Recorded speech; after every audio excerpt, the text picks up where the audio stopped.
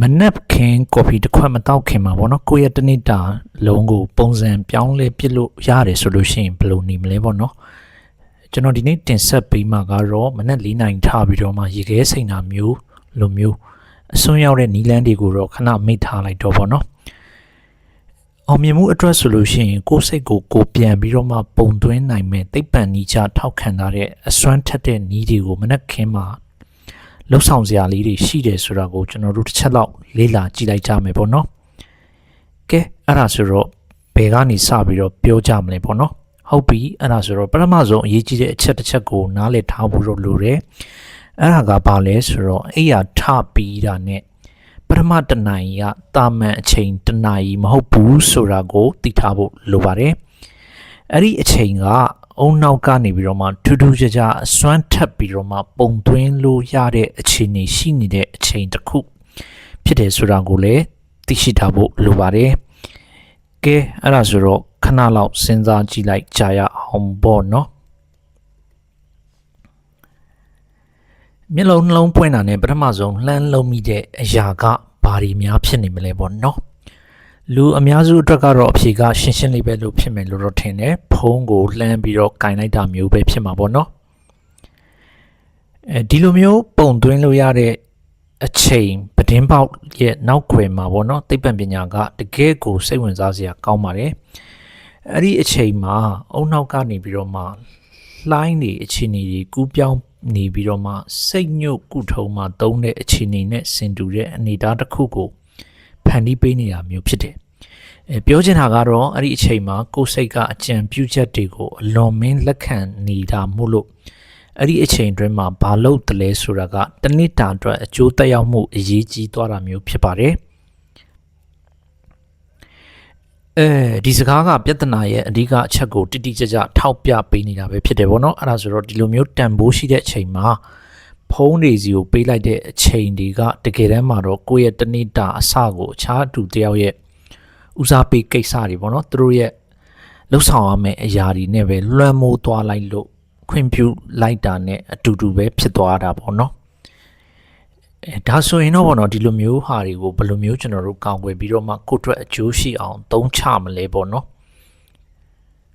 ပထမဆုံးအဆင့်အနေနဲ့ကတော့အုံနောက်ကိုတက်ကြွနိုးချလာအောင်လုပ်ဖို့ပဲဖြစ်ပါတယ်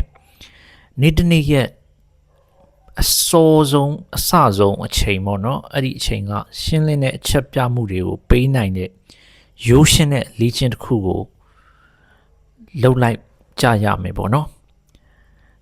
အဲ့လိုမျိုးစလိုက်ခြင်းအဖြစ်ပေါ့နော်ထင်မြင်ချက်နဲ့အဖြစ်မှန်တွေဘယ်လောက်တောင်ကွာခြားသွားမလဲဆိုတာကိုကွက်ကွက်ကွင်းကွင်းပြနေမှာဖြစ်ပါတယ်အလန်းကိုပိတ်ပြီးတော့မှပေါ့နော်ခဏအိတ်လိုက်တာကအနားပိုရမယ်လို့တော့ထင်ကြမယ်လို့တော့ထင်တယ်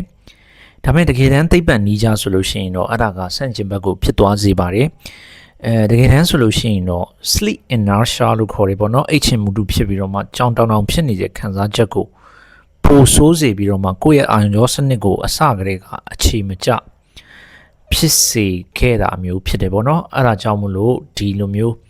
အလန်းပေးထားပြီးတော့မှအလန်းကိုပြန်ပိတ်ပြီးတော့အဲ့တဲ့အကျင့်ဆိုးကိုဖြတ်ဖို့အတွက်ပေါ့နော်အရန်ကောင်းတဲ့လက်တွေ့ကျတဲ့ဖြည့်ရှင်းနည်းတစ်ခုရှိတယ်ပေါ့နော်အဲ့ဒါကတော့ကိုယ့်အတန်ကိုပြန်ကြားရတာကအလိုလျောက်လုံနေကြအပြုတ်မှုကိုချိုးဖြတ်ပြီးတော့မှစိတ်ပြတ်မဲ့အစားစူးစမ်းခြင်းစိတ်ကိုဖြစ်ပေါ်လာတယ်အဲ့ဒါကြောင့်မလို့အိယာထားတာကိုစိတ်ညစ်စရာလို့မမြင်တော့ဘဲနဲ့စိတ်လှုပ်ရှားစရာတစ်ခုဖြစ်လာစေနိုင်ပါတယ်အဲ့ဒီတော့ဒီလိုမျိုးအလန်းကိုပိတ်ပြီးတော့ပြန်အိတ်တဲ့အကျင့်ကိုဖြတ်ပြီးတော့မှအရန်ကောင်းတဲ့လက်တွေ့ကျတဲ့ဖြည့်ရှင်းနည်းတွေလှုပ်ဆောင်လိုက်ပါလို့ပဲအကြံပြုခြင်းပါတယ်ကိုယ့်အတန်ကိုပြန်ကြားရအောင်လို့အလိုလျောက်လုပ်နေကြအပြုမှုတွေကိုချိုးဖြတ်ပြီးတော့မှစိတ်ပြတ်စေမဲ့အစားပေါ့နော်စူးစမ်းခြင်းစိတ်တွေကိုတောင်ဖြစ်ပေါ်လာနိုင်တဲ့တခြားဟာတွေပြုလုပ်ဖို့လိုပါတယ်အဲ့ရထားတာနဲ့စိတ်ညစ်စရာလို့မမြင်တော့ဘဲနဲ့စိတ်လှုပ်ရှားစရာတွေဖြစ်လာနိုင်တယ်ဆိုတာကိုလည်းခေါင်းထဲမှာထည့်ထားလိုက်ပါ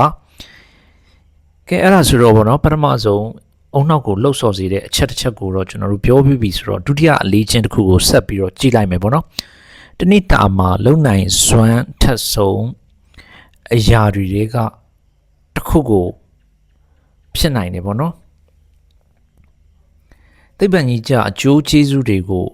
ကြည့်မယ်ဆိုလို့ရှိရင်ပေါ့နော်ကိုတီဇောဆိုတဲ့ဟော်မုန်းကတုတ်ပြန်မှုတိတိတတ်တာမြင့်တက်နေတဲ့အချိန်ကမနက်ခင်းပိုင်းဆိုတာကိုလည်းတွေ့ရတယ်မနက်ခင်းအလင်းရောင်ကြီးကလန်းဆန်းနိုးကြစေပြီးတော့မှကျန်းမာရေးနဲ့ညီညွတ်တဲ့ကိုတီဇောထုတ်လုပ်မှုကိုလည်းအားပေးနေတာဖြစ်တယ်နောက်ပြီးကျတော့ခန္ဓာကိုယ်ရဲ့24နာရီစက်ဝန်းကိုလည်းချိန်ညှိပေးလိုက်တဲ့အတွက်ညဘက်မှာမယ်လာတိုနင်ထုတ်လုပ်ဖို့14နာရီပြန်ပြီးတော့မှရေတွက်မှုကိုစတင်ပေးတာဖြစ်တယ်အဲ့ဒါဆိုတော့ပေါ့နော်ရေရှည်မှာဆိုလို့ရှိရင်တော့သိမြင်စွမ်းဆောင်ရည်ကိုတိတိတတ်တာတိုးတက်စေလာတာမျိုးလဲတွေ့ရပါလိမ့်မယ်ဟုတ်ပြီအဲ့ဒါဆိုတော့အုံနောက်ကိုနိုးချအောင်လို့အချက်နဲ့ချက်နဲ့ကျွန်တော်တို့လှုပ်ဆောင်လိုက်ပြီပေါ့နော်လှုပ်ဆောင်လိုက်ပြီဆိုလို့ရှိရင်တော့ခန္ဓာကိုယ်လှုပ်ရှားမှုတွေစတင်ဖို့အချိန်ရောက်လာခဲ့ပြီဖြစ်ပါတယ်ဒီအဆင့်ကနေပြီးတော့မှရှေ့ဆက်မဲ့အဆင့်တွေကကျတော့နေ့အတွက်စွမ်းအင်နဲ့စိတ်ပိုင်းဆိုင်ရာကြန့်ခိုင်မှုတွေကိုတိဆောက်ပေးမဲ့ကိုယ်လက်လှုပ်ရှားမှုတွေအကြောင်းကိုကျွန်တော်ဆက်ပြီးတော့ပြောပြမှာဖြစ်ပါတယ်ကျွန်တော်ရေအေးလေးနဲ့လန်းဆန်းအောင်ပြုလုပ်လိုက်တာကပြင်းထန်တယ်လို့ထင်ရပေမဲ့ဒီတိုင်း line မှာပြထားတဲ့အကျိုးကျေးဇူးတွေကိုတစ်ချက်လောက်ကျွန်တော်တို့ကြည့်လိုက်ကြမယ်ပေါ့နော်ချက်ချင်းဆိုသလိုပဲပေါ့နော်ဒီခန္ဓာကိုယ်ထဲကနေပြီးတော့မှ norepinephrine လို့ခေါ်တဲ့ဟော်မုန်းတွေထုတ်လုပ်မှုကြောင့်မလို့ပေါ့နော်နှိုးချတက်ကြွစေမှုကိုရရှိစေမှာဖြစ်တယ်။နိုင်အနေငယ်ကြာတဲ့အခါမှာတော့ဒီကနေ့ပို့ပြီးတော့မှတည်ငြိမ်လာမှာမျိုးဖြစ်တယ်။ရက်တစ်ပတ်အနေငယ်ကြာတဲ့အခါမှာတော့စိတ်ဖိစီးမှုတွေကိုပို့ပြီးတော့မှထိထိရောက်ကင်တွယ်နိုင်ဖို့အတွက်အာယုံရောစနစ်တွေကိုလေ့ကျင့်ပေးနေတာမျိုးတွေလည်းဖြစ်ပါတယ်။အဲ့ဒါဆိုတော့ခုနပြောသလိုရေအေးလေးနဲ့လန်းဆန်းအောင်ပြုလုပ်လိုက်တာကခဏခင်လေ့ကျင့်ခန်းလုပ်ဖို့အချိန်မရှိဘူးဆိုပြီးတော့ထင်နေတဲ့အတွေးတွေအယူဆတွေရှိနေမယ်ဆိုရင်တော့အဲ့ဒါတွေကိုခြေဖြတ်လိုက်ပါတော့အားကစားကြုံထဲမှာတနိုင်တော့အချိန်ပေးစရာမလိုဘဲနဲ့သိပ္ပံနီးကျအစွမ်းထက်တဲ့အစားထိုးနီးလန်းတစ်ခုကိုပြောပြချင်ပါတယ်9မိနစ်စာလေ့ကျင့်ခန်းပဲဖြစ်ပါတယ်အဲ့ဒီလေ့ကျင့်ခန်းကအုံနောက်ပေါ်ကျိုးကျေးဇူးတွေကတကယ်ကိုအမခံတွေ့ရတာပဲဖြစ်ပါတယ်အဲ့ဒါကတော့ကြွတ်တာတွေအတွက်ကိုပဲတစ်ခုတည်းမဟုတ်ဘဲနဲ့အုံနောက်ရဲ့အရှိပိုင်းသွေးစီးဆင်းမှုကိုလည်းတိုးတက်စေတာဖြစ်တယ်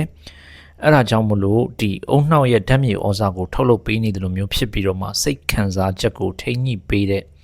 ဓာတုပစ္စည်းတွေဟော်မုန်းတွေထွက်လာစေပြီးတော့မှအုံနောက်ရဲ့ကြောက်ရွံ့မှုဘဝချက်ကိုတော့ငြိမ်သက်သွားစေတာမျိုးဖြစ်တယ်ပေါ့နော်အဲ့ဒါကြောင့်မလို့မနက်အစောပိုင်း9မိနစ်လောက်လေ့ကျင့်ခန်းလုပ်ခြင်းကကောင်းတယ်ဆိုတာကိုပြောပြပေးတာဖြစ်ပါတယ်ကဲအဲ့ဒါဆိုတော့အုံနောက်ကလည်းနိုးကြလာပြီခန္ဓာကိုယ်ကလည်းတက်ကြွနေပြီဒီတော့နောက်ဆုံးအရေးကြီးဆုံးအပိုင်းကိုရောက်လာပြီပေါ့နော်အဲ့ဒါကတော့ကိုယ့်ရဲ့ကြီးမှန်းချက်ကိုသတ်မှတ်ပြီးတော့မှတနေ့တာအောင်နိုင်ဖို့အတွက်စိတ်ပိုင်းဆိုင်ရာဘယ်လိုပြင်ဆင်ရမလဲဆိုတာကိုကျွန်တော်ဆက်ပြီးတော့ပြောပြပေးမှာဖြစ်တယ်ဒီရိုးရှင်းပြီးတော့စနစ်ကြတဲ့နီလန်ကပေါ့နော်စဉ်းစားတွေးခေါ်ပြီးတော့မှအုံနှောက်နဲ့ကြောင်ရွံ့တဲ့အုံနှောက်ကြားကဟန်ချက်ကိုပြန်ပြီးတော့မှညီမျှစေမဲ့နီလန်ဖြစ်တယ်အဲ့ဒါကတော့အရာရာကိုကျေးဇူးတင်ခြင်းပေါ့နော်ပြီးတော့မှဦးစားပေးသတ်မှတ်ခြင်းပြီးတော့မှစိုးရင်ပူပန်စိတ်တွေကိုလွတ်ချပြီးတော့မှတနေ့တာကိုစင်းလင်းတဲ့စိတ်နဲ့စတင်ခြင်းပဲဖြစ်ပါတယ်ဒါကြောင့်မလို့ပေါ့နော်ဖုန်းကိုပဲပွတ်မနေဘဲနဲ့ရွေးချယ်လိုက်တာကတကယ်တမ်းတော့ရွေးချယ်မှုကောင်းတစ်ခုကိုရွေးချယ်လိုက်တာဖြစ်တယ်သူများတွေရဲ့ဦးစားပေးကိစ္စကိုကိုကတုတ်ပြန်နေရမယ်အစားကိုယ့်ရဲ့ရည်ရွယ်ချက်ရှိရှိစိတ်ပေါင်ထဲမှာပဲနေမလားဆိုတဲ့ကိစ္စကိုဖြစ်ပေါ်သွားတာလည်းဖြစ်ပါတယ်မနက်ခင်းအိယာထားချိန်မှာပေါ့နော်ဖုံးသုံးပြုခြင်းကရေရှည်ဆိုးကျိုးတွေလည်းရှိသလိုအာယုံစူးစိုက်မှုအကျွင်းကြံဆိုတဲ့သိပ္ပံနိကျအယူဆတစ်ခုကိုလည်းကြည့်ဖို့လိုပါတယ်ဆိုတော့ဒါကတော့ဖုံးချလိုက်ပြီးတဲ့နောက်မှာပေါ့နော်ကိုယ့်ရဲ့အုံနောက်ရဲ့တစ်စိတ်တစ်ပိုင်းကအခုနမြင်ခဲ့တဲ့အရာတွေကစွဲကြံနေတုံးပဲဆိုတာပဲဖြစ်ပါတယ်ဒီအကျွင်းကြံတွေကကျွန်တော်တို့နောက်လောက်ရမယ့်အရာတွေပေါ်မှာအာယုံစိုက်နိုင်စွမ်းကိုထိခိုက်စေတာမျိုးတွေလည်းဖြစ်ပါတယ်ကဲအဲ့ဒီတော့အားလုံးပဲတစ်ချိန်တည်းနဲ့လှုပ်ဖို့အများကြီးလို့ထင်ရတယ်ဆိုပေမဲ့အရေးကြီးတဲ့အပိုင်းတွေကိုပြန်ပြီးတော့မှပြောကြည့်ပါဖြစ်ပါတယ်အဲ့ဒါတွေကပေါ့နော်တကယ်တမ်းဘယ်လိုစတင်ရမလဲဆိုတဲ့ဟာကိုကျွန်တော်ပြန်ပြီးတော့မှပြောပြပေးမှာဖြစ်တယ်အဓိကအချက်ကတော့ပေါ့နော်အရာအလုံးကိုတစ်ခါတည်းလုပ်ဖို့မဟုတ်ဘဲနဲ့သေးငယ်ပြီးတော့မှစတင်ဖို့လွယ်တဲ့အရာတွေကိုစတင်ပြီးတော့ကြီးမားတဲ့အောင်မြင်မှုကိုရယူလိုက်ဖို့ပဲဖြစ်တယ်ခုနပြောသွားတဲ့အလေးချင်းတွေကိုစွဲမြဲသွားစေမဲ့အချို့အချက်တွေကိုပြောပြပေးမှာဖြစ်တယ် အရာအလုံးကိုတညတည်းနဲ့ပြောင်းလဲဖို့တော့မကြိုးစားနဲ့ပေါ့နော်တကယ်စွမ်းအားကအာယုံစိုက်ဖို့အလေးချင်းတစ်ခုရွေးချယ်ရနေစလာတာပဲဖြစ်တယ်အဲ့ဒါကြောင့်မလို့မှတ်ထားမှာကပန်းတိုင်ကပြည့်စုံဖို့မဟုတ်ဘူးခက်ခဲတဲ့စီကံတစ်ခုလို့လည်းမမြင်ဘဲနဲ့လူတိုင်းလှုပ်ဆောင်နိုင်တဲ့စမ်းသပ်မှုတစ်ခုအနေနဲ့ဒီပြောသွားတဲ့အချက်တွေကိုချင်းကပ်ကြည့်ပေးပါလို့ပဲကျွန်တော်ပြောချင်တယ်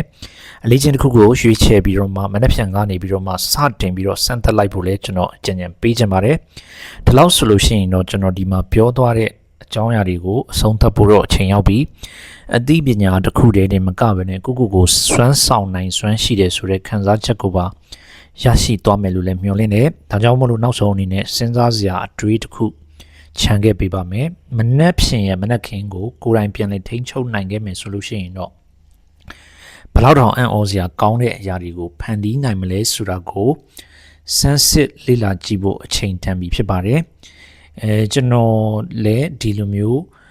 စိတ်ဝင်စားစရာကောင်းတဲ့အကြောင်းအရာတွေကိုမနက်ခင်းတွေမှာတင်ဆက်ပေးမှာဖြစ်တဲ့အတွက်ကျွန်တော် channel လေးကိုလည်းစောင့်ကြည့်ပေးပါအောင်ကျေးဇူးတင်ပါတယ်